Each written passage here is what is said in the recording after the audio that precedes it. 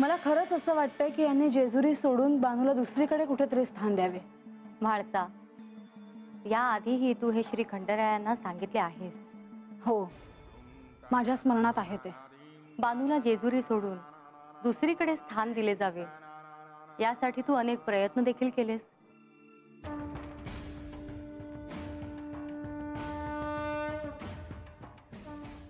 मी जिंकले। मला तुला या जेजुरीतून बाहेर काढायचं होतं, माझ्या दृष्टीतून बाहेर काढायचं होतं, आणि तसंच केलं मी। केले, पण ती पुन्हा जेजुरीत आली। मग ह्या साऱ्याचा काय अर्थ आहे हे तुला लक्षात घ्यायला हवे म्हाळसा। काय अर्थ घ्यायचा मी यातून देवी? हे तुझ्या ध्यानात येत नाही का? यातून मी याचा असाच अर्थ घ्यायचा का देवी की मी तिचा स्वीकार करायला हवा? पण ते कसं शक्य आहे? म्हाळसा, ह्यावर मी काय सांगणार? केवळ इतकेच सांगेन की घडणाऱ्या घटनांचे संकेत तू नीट ध्यानात घ्यायला हवेस।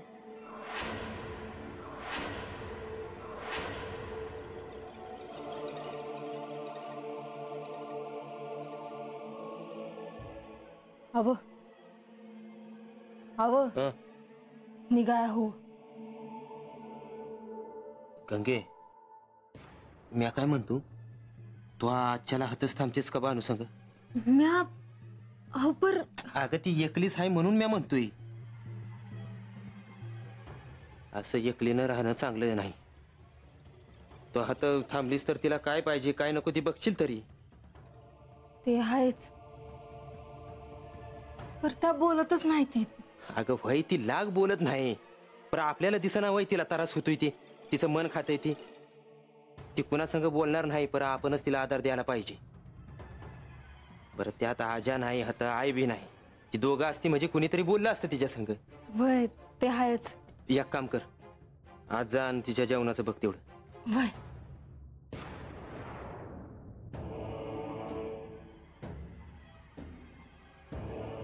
काय बी झालं तरी बानूला एकलं पडू द्यायला न ग, तिचं मन मोकळं व्हायला पाहिजे, आणि म्हणूनच तिच्या संग कुणीतरी बोलाय पाहिजे, पर बोलणार कोण? माधवा, तुम्ही हे काय म्हणत आहात? म्हाळसा असं का करेल? देवा, आख्यानाच्या कथेत श्री पार्वती देवींनी गंगेला कैलास सोडून दुसरे स्थान मिळावे म्हणून जे प्रयत्न केले ते श्री म्हाळसा देवींच्या ध्यानात आहे। आणि देवा, पार्वती देवींचा हा निर्णय अर्थातच श्री म्हाळसा देवींना योग्य वाटत असणार। परंतु माधवा, त्याचा इथे काही थेट संबंध आहे असं मला नाही वाटत। कदाचित तसं घडणारही नाही, पण तसं घडलंच तर आपण काय करायला हवं यासाठी आपण सिद्ध असायला हवं, असं म्हणणं लक्ष्मी देवींचं आहे, आणि मलाही ते उचित वाटतं। माधवा, म्हाळसा म्हणजेच पार्वती, परंतु तिला हे अद्याप ठाऊक नाही की गतजन्मी ती पार्वती होती, आणि म्हणून पार्वतीने जो जो निर्णय घेतला आहे तो निर्णय तिला उचितच वाटत असणार। यापुढे आख्यानाच्या कथेतून श्री पार्वती देवींनी गंगेचा कसा स्वीकार केला हे नारद मुनी तर सांगतीलच, यातून अनेक संकेत मिळतील। मला या संदर्भात तिच्याशी बोलायला हवं, तिच्या मनात नेमकं काय आहे हे जाणून घ्यायला हवं। तुमचा निर्णय योग्य आहे, त्यांच्या मनात खरंच काही आहे का हे आपल्याला कळू शकेल। देवा, त्यानुसार त्वरित आपल्याला निर्णय घ्यावे लागतील।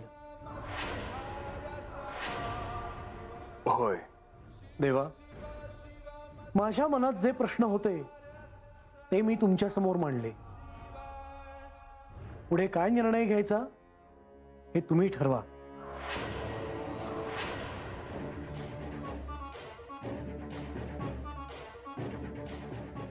माधवा, मी म्हाळसेची भेट घेतो, तिच्या मनात काय आहे हे जाणून घेतो आणि मगच पुढचा काय तो निर्णय घेऊया.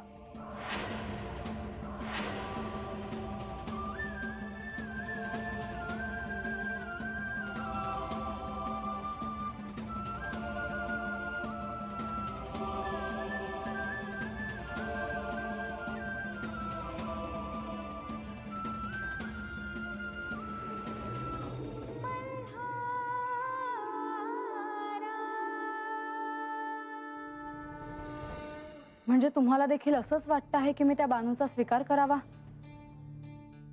मी असा विचार स्वप्नात देखील करणार नाही. जिने माझ्यापासून ह्यांना दूर केलं, यांच्याशी विवाह केला, तिला मी क्षमा करून तिचा स्वीकार करावा? नाही देवी, ते कदापि शक्य नाही. म्हाळसा, ह्यावर ह्या क्षणी मी काहीही बोलणे योग्य ठरणार नाही. केवळ इतकेच सांगेन की हे सारे घडण्यामागे काहीतरी प्रयोजन असणार. ह्या दृष्टीने तू ह्या साऱ्याकडे पाहावेस. त्यामागे काहीही प्रयोजन असेल, पण त्याचा मला अधिक त्रास झाला आहे हे मी विसरून जाऊ? म्हाळसा, तुला होणारा त्रास हा घडणाऱ्या घटनांशी संबंधित असावा असे नाही का वाटत तुला? मी समजले नाही. कधी कधी काही गोष्टी घडण्यामागे जे प्रयोजन असते ते आपण स्वतःच नकळतपणे निर्माण केलेले असते. क्षमा असावी देवी, पण मला हे मान्य नाही आणि मी हे कधीही मान्य करणार नाही.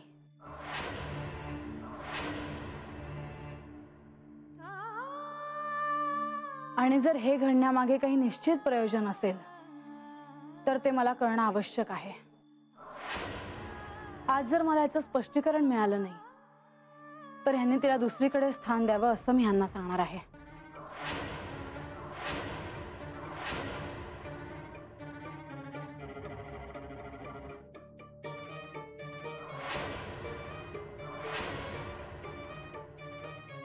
गणोबा, तुम्हासनी आणि राघोबासनी दिलेली कामं कुठवर आली म्हणायची? आता कामं झालीच म्हणायची. झालीच म्हणायची? म्हणजे अजून काय काय राहिलंय काम करायचं? राघोबा, अरे काय चाललं काय हाय तुमचं? म्हणजे गणोबा, उग येटोळ घेत घेत बोलू नका. काय झालं आहे का नाही ते बिगी बिगी सांगा अगोदर. अहो, खरं तर समधी कामं नीट बघाय मी याला सांगितलं होतं, तेच विचारत होतो. अरे गणोबा, राघोबा, एक काम दिलंय तुम्हासनी ते बी धड होईना झालंय होय. हा, आता मला समधी उत्तरं द्यावी लागतात. आता उद्या देवाने विचारलं तर काय सांगावं म्या?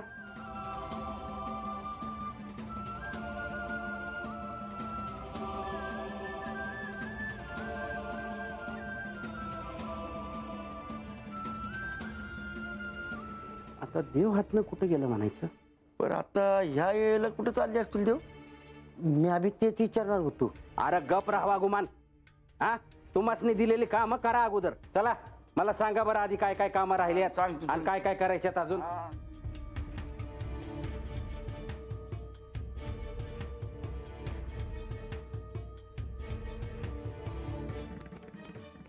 ह्या साऱ्याचा काय अर्थ आहे हे तुला लक्षात घ्यायला हवे म्हाळसा.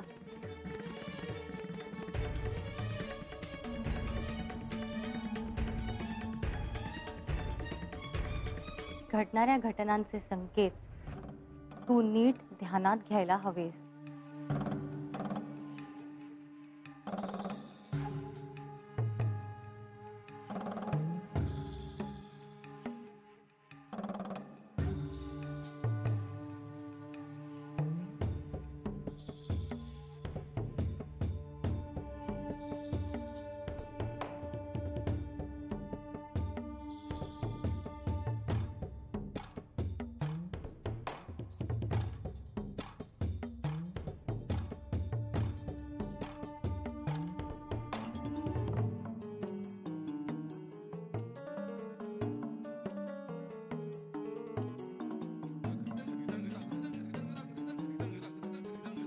तू इथे?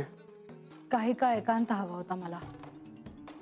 इथे आलं की मनाला स्वस्थता लाभते म्हणून आले होते मी इथे. म्हणजे तुझं मन आता शांत झालं आहे तर?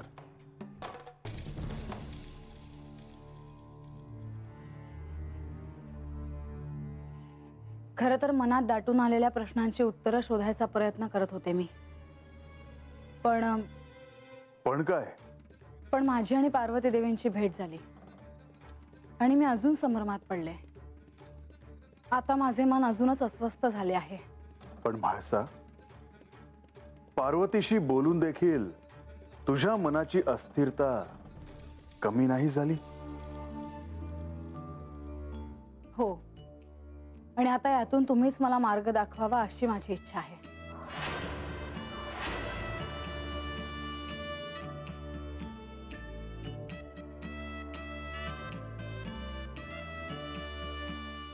तुझ्या मनाचं समाधान होईल, तुझ्या मनातल्या सर्व शंकांचं निरसन होईल ह्याचा मी प्रयत्न करेन. पण काय? मला असं काही विचारू नकोस की ज्याचं उत्तर मला तुला थेट सांगता येणार नाही. ते आता तुम्हीच ठरवा. पण मी एक मनात निश्चय केला आहे. कोणता? पार्वती देवी म्हणाल्या की या काही गोष्टी घडल्या आहेत त्यामागे निश्चितच काहीतरी प्रयोजन असणार. काही गोष्टी घडण्यामागे काही प्रयोजन असतं आणि कधी कधी स्वतःच्या नकळतपणे आपण ते निर्माण करत असतो. मी हिला तुमच्या साक्षीने एक वचन देते की कृतयुगात मल्हारी मार्तंड अवतारात ही तुमची अर्धभार्या होईल. खरं तर मला हे मान्य नाही. मी स्वप्नातही हा विचार करणं शक्य नाही. आता तुम्हीच मला सांगा की हे सगळं का घडतं आहे. सांगा ना, तुम्ही तरी मला सांगा की पार्वती देवी जे म्हणाल्या त्यामागचं प्रयोजन काय आहे. मी तुला याआधी सांगितलं आहे की तू मला असं काही विचारू नये की ज्याचं उत्तर मला तुला थेट देता येणार नाही. म्हणजे तुम्ही मला हे कधीही सांगणार नाही? म्हाळसा, पार्वतीने जेव्हा माझ्याकडे वचन मागितले होते तेव्हा मीच तिला हे सांगितले होते की कृतयुगात ह्या साऱ्याचा तुलाच त्रास होईल, परंतु तुला हे सारं काही या क्षणी मी नाही सांगू शकत. तुम्ही काहीच का बोलत नाही आहात? तुला सत्य समजून घेण्याची किती ओढ लागली आहे हे मला कळतंय. पण जर मला स्पष्टच काही सांगायचं असतं तर ते मी याआधीच केलं असतं. जे सत्य आहे ते तू स्वतःहून शोधावं असं मला वाटतं. मी आणि बानू दोघींनीही? होय, तुम्ही दोघींनीही ते शोधून काढायचं आहे. म्हणजे आजही माझ्या पदरी पुन्हा निराशा येणार आहे तर? ह्या सगळ्याचा विचार करण्यापेक्षा आख्यानातून तुला जे काही संकेत मिळत आहेत तू त्याचा विचार करावास असं मला वाटतं. आणि त्यातूनच तुला हे सत्य कळेल. याआधी तुला जे काही आख्यानातून कळलं आहे, तुला जे काही संकेत मिळाले आहेत, का मिळाले आहेत, तू त्याचा विचार करावंस. खरं तर यामागचं प्रयोजन काय आहे हे तुम्ही मला सांगणार नाही असं मला वाटलं होतं. पण एका क्षणी मला असंही वाटलं की तुम्ही मला सहाय्य कराल. हे सारं काही जर मी तुला सांगितलं तर तो बानूवर अन्याय झाल्यासारखा होईल. आणि असा अन्याय मला मान्य नाही. मला यावर काही बोलायचे नाही. तुम्ही म्हणता त्याप्रमाणे मी आख्यानात जे काही घडले त्याचा विचार करेन आणि त्यानुसारच निर्णय घेईन. आणि असा एक निर्णय मी आता घेतला आहे. कोणता?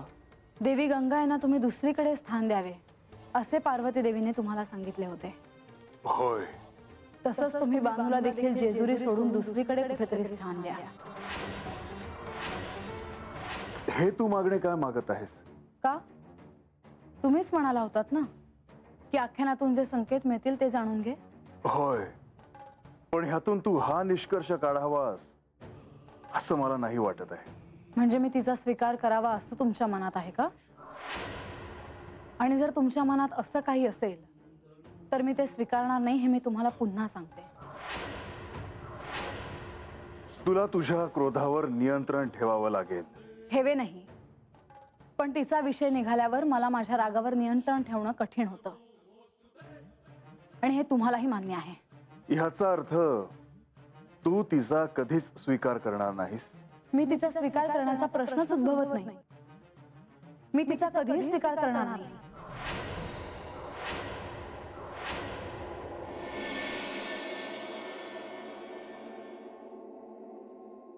काय खाल्लं का तिनं काय? नाही, नग म्हणल्या काय लागलं तर हाक देते.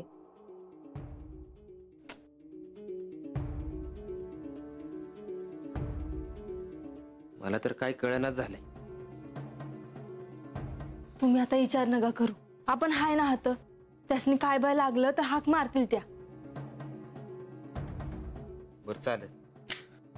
नारायण नारायण. महाराज शुभम भवतु शुभम भवतु. महाराज तुम्ही ह्या येळाला? होय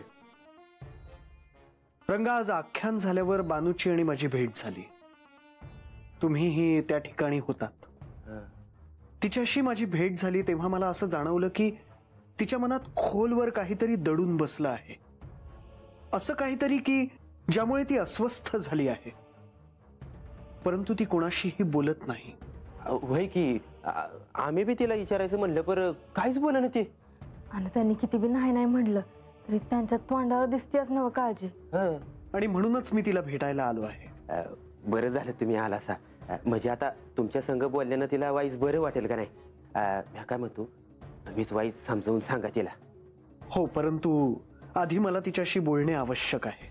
होय. गंगे आज जा आणि बानूला सांग महाराज आले ते म्हणावं. वय बरं का महाराज? अव खरं सांगायचं तर आता बानूच्या आधाराला हातात कोणच नाही. म्हणजे माझी आई होती, आजा होता, तेव्हा एक वडीलकीच्या नात्यानं आपल्या तिच्या संग बोलायची. पण आता तीच दोघं हात नाही तर म्हणल्यावर आम्ही तरी काय बोलणार? तसं देवांचा आशीर्वाद आहे तिच्यावर. रंगा, तुझी चिंता मला कळते आहे. तू आणि गंगी इथे आहात याचा निश्चितच बानूला आधार आहे. परंतु आता या क्षणी तिच्याशी बोलणं आवश्यक आहे.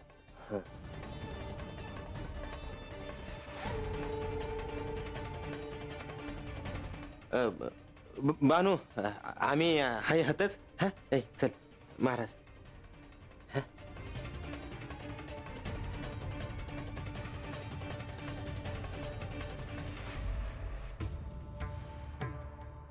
तुम्ही येणार आहेसा महाराज हे ठाव नव्हतं जी. होय, मी देखील असं काहीच ठरवलं नव्हतं. परंतु आता या क्षणी मला तुझ्याशी बोलणं महत्वाचं वाटलं म्हणून मी आलो आहे. पर महाराज, मी मगाशीच सांगितलं का माझ्या मनात काय बी नाही म्हणून. बानू, तू हे मला असं सांगितलं असलंस तरी मला हे ठाऊक आहे की हे पूर्णपणे असत्य आहे. सत्य हे आहे की तू स्वतःला एकटं पाडून घेत आहेस. तुझ्या विचारांनी तू आणखी आणखी एकटी पडली आहेस. आणि मला ठाऊक आहे की हे सारं श्री म्हाळसा देवींशी निगडीत आहे. हो ना?